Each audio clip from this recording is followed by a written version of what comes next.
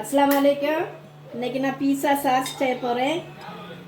3 தக்காளி, 2 பெரிய வெங்காயம், 2 வரமிளகா, 4 பூண்டு, 1 பிரிஞ்சி இலை போட்டு நான் அவிக்குதே. ஒரு அரை கப்பு தண்ணியை ஊற்றி நான் அவிக்கேன்.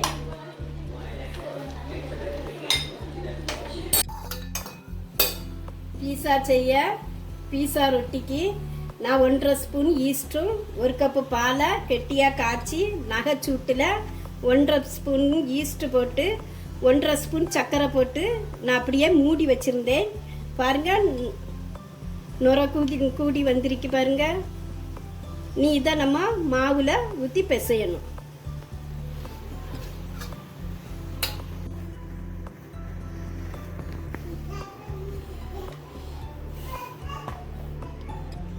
ஈஸ்ட்டு, பால், சர்க்கரை போட்டு நம்ம காய்ச்சி வச்சுருந்தோம்ல, அது நம்ம மைதா மாவு போட்டு அதில் மைதா மாவில் ஊற்றி பிசையுது.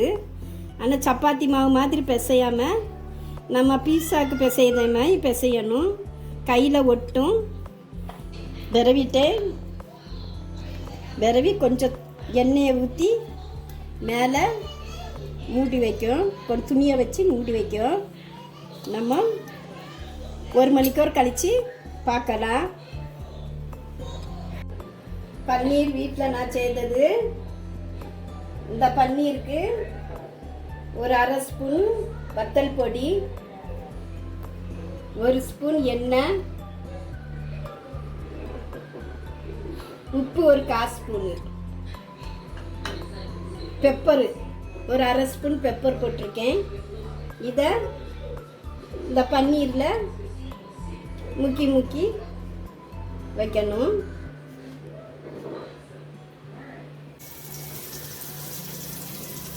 விரைய பன்னீர் மசாலாலாம் போட்டு விரைய வச்சதை ஒரு சட்டியில் ஒரு சட்டி வச்சு அதில் எண்ணெய் ஊற்றி இந்த பன்னீரை ஒவ்வொன்றா போட்டு எடுத்து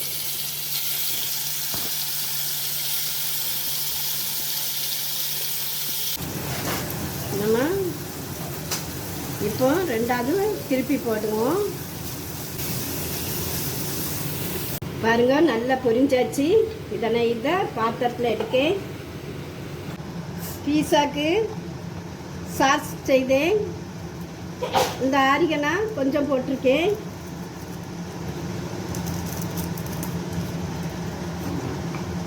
போட்டு அந்த பிரிஞ்சி இலையை எடுத்து நம்ம வெளியே போட்டுறணும். அது கூட போட்டு மிக்சியில் அரைக்கக்கூடாது, அவிக்கத்தான் அதை போடணும். இப்போ இந்த சாஸ் நல்லா கெட்டியாக வரட்டு. பீஸா சாஸு ரெடி ஆகிட்டு. இன்னும் நம்ம கேஸை ஆஃப் பண்ணிடலாம். இது ஒரு ஓரமாக இருக்கட்டு. எடுத்து இதை பட்டரு, மஞ்சள் பொடி, கொஞ்சம் வத்தல் பொடி போட்டு இதை நான் ஃப்ரை பண்ணியிருக்கேன். இதுவும் ஒரு வாரமாக இருக்கட்டு. பாருங்க, பீஸாக்கு மாவு பிசைஞ்ச எவ்வளவு சாஃப்டாக இருக்கு பாருங்க. எவ்வளோ புஷ்ஷுன்னு போகுது. கையை வச்சு காட்டுனா ரொம்ப சாஃப்டாக இருக்கு. இதை நான் இன்னும் 4 பீஸாக்கு 4 உருண்டை எடுக்க போகிறேன். பாருங்க, உருண்டை எடுத்து இதில் வச்சு இந்த ஸ்கோப் வச்சு அப்படியே குத்தணும். நம்ம அந்த யார் இருந்தானிக்க இதாகும்.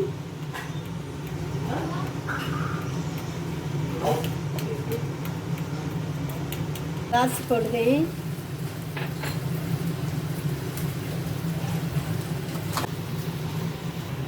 சீஸ் போடுவேன்.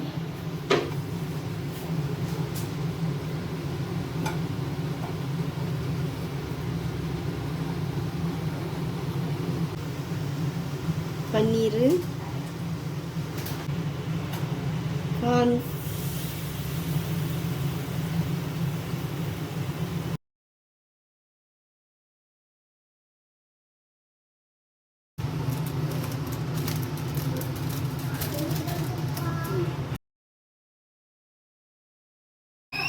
சில்லி. பாருங்க எப்படி சீஸ் எல்லாம் நல்லா உருவி வந்திருக்கு. சூப்பராக இருக்கு. இதேமாதிரி நீங்களும் வச்சு ஒரு முறை சாப்பிட்டு பாருங்கள். ரொம்ப அழகாக வந்திருக்கு.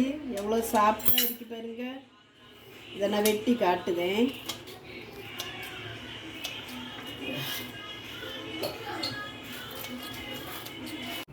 லைக் பண்ணுங்கள், ஷேர் பண்ணுங்கள், சப்ஸ்கிரைப் பண்ணுங்கள், மறக்காமல் பெல் பட்டன் கிளிக் பண்ணுங்கள். அடுத்த வீடியோவில் பார்க்கலாம். பாய்.